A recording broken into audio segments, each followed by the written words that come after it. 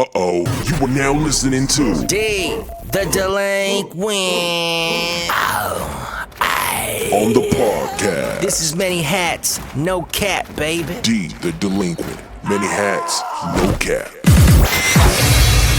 Welcome to Many Hats, no cap with Delinquent. Yo, I hate the holidays. I'm sorry, y'all. I hate the holidays. I hate it. And the main reason is because the obligations. That's what I think. I hate feeling obligated to do things. Oh, it's Thanksgiving. We gotta go here. Then we gotta go there. Then we gotta go there. And we gotta do this. And we gotta do that. I hate it. Especially Christmas. We gotta go here, there. This is that. We gotta get this. We gotta get... Dude, I hate it all. And it's not because I'm older now. I've always been this way. People always been calling me the Grinch since I was like 13, 14. I think it's PTSD, past trauma or whatever. But nah, I don't know. But I do know that I hate feeling obligated. It's like when you finally get a day off work, but you got to put the lights up. You finally get a day off work, but you got to do the fascia on the house or something. You got to paint. You got to repair some hole in the drywall because your son kicked it in or some shit. I hate it, bro. I hate it. Plus, it's a fucking money grab. This is how I feel. I mean, for example, you got people in your life, I know you do, we all do, where they be like, Christmas is not about presents. It's not about the money. You don't have to get me a gift. Bitch, if I don't get you a gift, I know you're going to make that face. I know you're going to make that face. And we all know what face I'm talking about. And it's even worse if you get me a gift and I don't get you a gift. Then you're just going to look at me when it's time to open this shit up. That's just being real. It's all a money grab. I hate it, man. And I hate spending money. Anyway, I do love people, but I also hate people. This is being real. I mean, especially on the road, like traffic, especially during holiday time. Bro, oh my God, man. I just want to get to where I got to be. But I got to be behind your slow ass. Or I got to be behind your non-using, blinking ass. Use your blinker. How hard is it? Just use your blinker. The blinker exists for a reason. And also, all you out there driving on the freeway, in the fast lane, just remember this. If someone is passing you in the fast lane or passing lane, that means you're going too slow. You are going too slow. This is the big bitch lane. You need to go in the small bitch lane. Oh boy, I tell you, man, the holidays got me going crazy, bro. And then like in regular streets, right? In Tucson at least, we got some awesome signs that say, slower traffic, keep right. Do these motherfuckers listen? No! These stupid motherfuckers don't listen, or they don't know how to read. I don't know what it is. I wish I could carry my high-powered green laser pointer thingamajig. Point them at the signs. Hopefully, they'll see it and get the motherfucking hint and move right. And let us big motherfuckers go through to get to where we need to get to. We got one life to live, baby. I ain't trying to spend it all in fucking traffic. You feel me? But no, I can't do that. Because with my luck, if I point a green laser somewhere, it's going to bounce off, ricochet, and hit some cop in the face. He's going to crash, and then I'm going to be wanted for some shit. Damn! One time,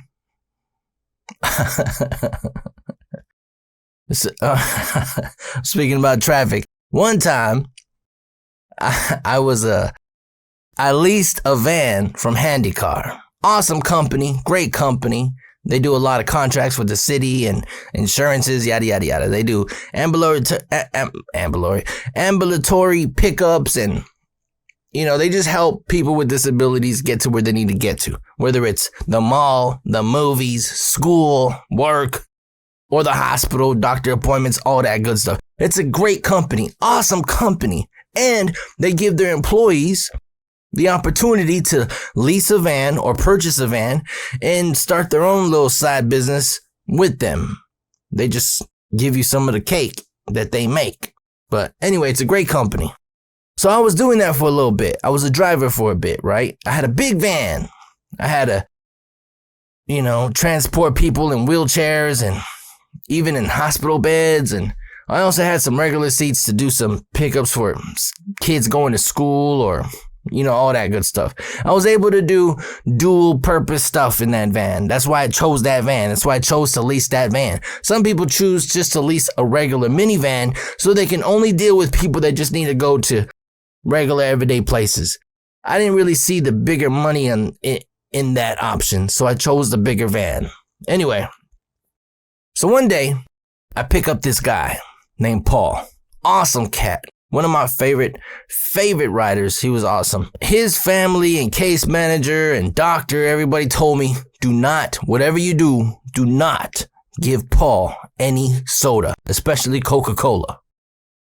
All right, cool. What the fuck am I going to give him Coca-Cola for? But anyway, they always emphasize this. Every time I went to go pick up Paul, they always told me, don't give him Coca-Cola. Whatever you do, don't give him soda, especially Coca-Cola.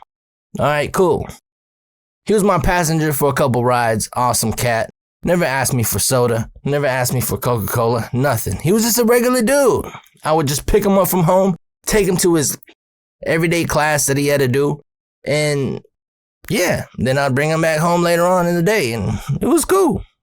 So one day, I was running a little behind. I was a little late. I woke up late. We all been there. We all do that. The alarm was broken, or I just hit the snooze button. Whatever it be. Whatever. I don't know. I was late. I go pick up Paul. I'm rushing into where he got to be. When I turn the corner, I hit a shopping cart. All kinds of aluminum cans went everywhere. It was crazy, son. And I panicked because I didn't know yet if I hit somebody or if it was just a shopping cart on the street, whatever. I'm looking in the mirrors all freaked out. I stand up and I see a dude still standing and he has his hands on his head. And I swear to God, this happened. This cat walked around my van scoping out the logos. I saw him walk perfectly around the van scoping out the logos. And when he seen that this was a big company, I think he assumed it was a city. It was a city. I think he assumed it was a city. But no, this company I was working for was a privately owned company. They just had contracts with the city. He walked around the van. I saw him do his little research on the van real quick or whatever. He saw the logos, and then this dude goes, ah! And he just falls backwards and starts rolling, as if I hit him. Now, I did hit his shopping cart, I will admit that, but I did not hit him. And for him to be walking around the van all fine, looking, reading, and pulling out his phone and doing this and that, tells me that he's absolutely fine. He is okay. But this motherfucker sees the logos, sees dollar signs, because, think about it. It was a legit company. It is a legit company, and they have to have some top-notch insurances, right? So I think he just saw dollar signs, throws himself on the ground, starts rolling around. Ah, my legs, all this shit. Paul's in the back seat, looking at the situation, all freaking out. I go back in my seat, because remember I was standing up looking at him. I go back in the driver's seat, pop it in drive, and I took off. Vroom! Fuck him. Fuck that motherfucker. You feel me? Fuck him. Now, if I legitimately hit him and he was hurt, I would have stayed until the cops came and I would have manned up and took the consequences, whatever, and paid the tab, all that good, whatever. But no, this motherfucker tried to get one over on me, on us. Fuck him. So I took off. Vroom. I'm driving down the street all crazy trying to get out this crime scene. I look in the rearview mirror to see how Paul's doing, and Paul goes, ooh, ooh. He wasn't all there, but he was there, just enough to know what was going on. He was smart enough to know what the fuck was going on and what I just did. I get to the next red light. I look at Paul. What's wrong, Paul? He's still sitting down like a good passenger in his seat, strapped in. And then he folds his legs, crosses his feet, and he goes, ooh. And I go, what's that mean, Paul? Light turns green. I gotta wait to the next light to talk to him. Get to the next red light. I go, Paul, you all right back there? And now he folds his arms and he goes, ooh, What the fuck does this mean, Paul? I pull over at a Walgreens. But I don't really know what's going on. And I said, yo, Paul, what's up, man? You good? And he goes, you can buy me a Coca-Cola and I won't say nothing. Fuck. There's Walgreens right here. And it's kind of a serious situation. Now, due to what I did know, he didn't have like a medical history or nothing like that prevented him from drinking soda. But for whatever reason, he just can't have Coca-Cola. I was in a bind, son. I was in a bind. I said, Paul, how come you're not allowed to drink Coca-Cola? And he goes, I don't know. They're just mean. Paul, I'm going to buy you one soda, okay? But it's going to be Dr. Pepper. No, I want a Coca-Cola. I said, Paul, again, man, I'm going to buy you a soda. They don't got Coca-Cola here. I tried to pull that on him. He says, what are you talking about? They have a lot of Coca-Cola. Paul, if I buy you a Coca-Cola, are you going to keep quiet about this? And he does a little zipper sign over his lips, you know? Zip. I said, all right, I'm going to get down and buy you a Coca-Cola real quick. I get down, I go inside Walgreens. I buy him a Coca-Cola bottle. And I remember they really only had Coca-Cola with vanilla. I buy the Coca-Cola with vanilla bottle. I bring it back to the van. I give it to Paul. Paul looks at it, reads it, and he goes, I don't want this shit. I want a Coca-Cola. And I said, Paul, it's the same thing. No, this is with some creamy weird stuff. Damn, Paul. And he goes, you better buy me a Coca-Cola or I'm going to tell everybody what happened. So I go up the street, pull over at a 7-Eleven. I get down and I see a can of Coca-Cola. I buy the can of Coca-Cola. I come back to the van. Paul, here's a Coca-Cola. A can of Coca-Cola? How come you can't buy me a big bottle? I'm going to say something. I'm going to tell everybody what happened. Hold on, Paul. Let me go inside and get this damn Coca-Cola. I get down the van. I go inside and I get a bottle of Coca-Cola. Not a 1 liter, but you know, the 16 ounce, whatever they are. I buy a bottle of Coca-Cola for him, for this motherfucker blackmailing me. I come back to the van. I give him the cold bottle of Coca-Cola. The bottle now. Thank you. And I said, hey, where's the other Coca-Colas? They're empty, bro. They are empty. Right behind him. He chugged them and threw them behind him. He just points to the back. I look to the back. And when I look back at him, he's already halfway done of this other bottle. So not only was I not supposed to buy this cat a Coca-Cola ever, or give him any Coca-Cola, any soda, period, now we're 3 deep. He's 3 Coca-Colas in. I'm kind of freaking out. I'm monitoring him, making sure he don't got something I don't know about. I mean, according to his rap sheet, he ain't got diabetes. He ain't got none of that. But for some reason, he's not supposed to have any Coca-Cola. I get back to the driver's seat, and I'm driving slow, bro. I'm now driving slow to his home just to see what's going to happen. I'm driving. And I'm like, Paul, you all right back there? He's looking at me through the, rearview mirror. Yes, I'm fine. Thank you. I go, remember our little agreement? Yes. And he does a little zip up on his lip sign again. I said, cool, Paul. I said, you know what, Paul? You're a cool cat. And he looks at me through the mirror again. You cool too, man. I like you. All right, cool. He's fine. He's not saying anything. He's not doing anything crazy. We get to his house. He gets down. All right, I'll see you tomorrow, Joey. I'll see you tomorrow, Paul. And it was cool. Situation done. Squash. I ain't got nothing to worry about. I go back to the lot and turn the van in and go home for the day. It's cool. I'm going to see Paul tomorrow. Next day comes. We do our standard routine. Paul gets in the van. He sits down. Whatever. We're chilling, talking. Right before we get to his location, he says, how about another Coca-Cola? Paul, I don't have Coca-Cola. Ooh, then I'm gonna tell my mates and my buddies about what happened yesterday. I said, no, you can't, Paul. We made an agreement. No, you gotta buy me a Coca-Cola. I said, Paul, we're already here. Well, you could go and come back and bring me a Coca-Cola. I can't do that, Paul. I can't do that. I'm gonna get in trouble. Well, you better have two Coca-Colas when you come back from wherever and pick me up. You better have 2 Coca-Colas. Oh shit. I just fed a bear.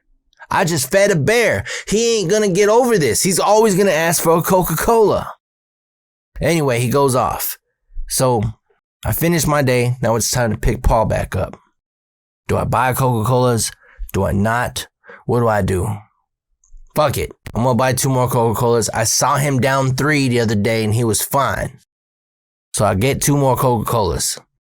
Right before I pick him up. Right when he comes to the van, you know what he asks for. His Coca-Colas. I give him the Coca-Colas. He says, thank you. He sits down, chugs these motherfuckers fast, bro. Chugs them so fast. Weird. So we're going to his house. He's happy. He's chilling. And I said, hey, Paul, I'm just letting you know now. I don't got the money, bro. I did, but Paul don't know that. Paul, I don't got the money, man. I can't buy you Coca-Colas anymore. I'm sorry. I don't have any more money. That's fine. It's okay. All right, cool. He gets down from the van, goes to his parents, whatever. Next day, I got to pick Paul back up. It was a Friday. Paul's not coming out the house. I'm like, huh. So I give a little beep beep. Like, yo, I'm out here. What's going on? The dad comes out. And he goes, hey, Joey, can I talk to you for a second? Yeah. Paul told me that you hit a homeless man the other day. Motherfucker. Fucking Paul. And I look back at the house and I swear Paul was looking at me through the blinds. Oh, this motherfucker. So I said, I didn't hit a homeless man. There was a homeless man pushing a shopping cart. I hit the shopping cart. And the homeless man, he just started overreacting. And for Paul's safety, I got out of there. And the dad says, oh, wow, that makes a lot of sense. Remember I told y'all, man, I'm quick on my feet, son. I'm quick on my feet. I'm a gutter boy. You know where I've been. Anyway, he says, oh, great. That's awesome. That makes perfect sense now. Okay, let me go get Paul. I said, okay, cool. So he goes and gets Paul. Paul comes down and he has his head down. He's kind of embarrassed because he fucking snitched on me. He just ratted on me. We had an agreement. He comes in the van. I'm smiling. Hey, Paul, how you doing? Good morning. Good morning. Boy, you know you did wrong. Close the door. His dad goes back in the house. We're driving down the street. I ain't saying nothing to Paul. I know what it is. It's cool. Whatever. I've been snitched on before by... We get down the street. I hit the first red light.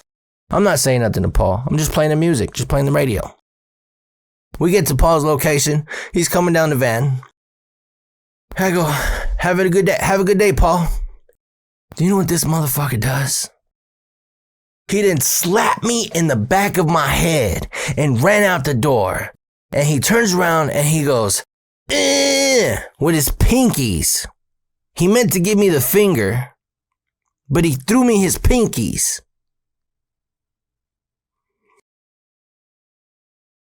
The monitor of the school that was always there when I had to drop him off and she would walk him inside, she was confused as fuck. She comes to the van. She goes, what was that about? I said, I don't know. No, what was that about? I never seen him do that to a driver before. He's just mad that I never bought him a Coca-Cola. Oh, okay.